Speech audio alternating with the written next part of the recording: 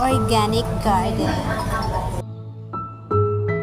Kapag may gusto tayo sa buhay, maraming paraan. Pero kung ayaw naman natin, mas maraming dahilan.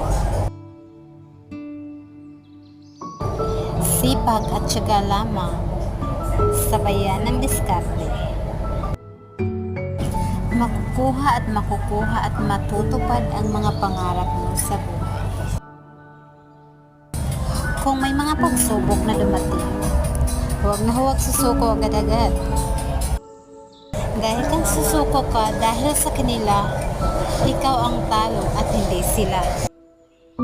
Patuloy ka lang sa pangarap mo sa buhay.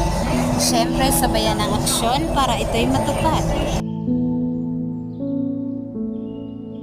Work smart.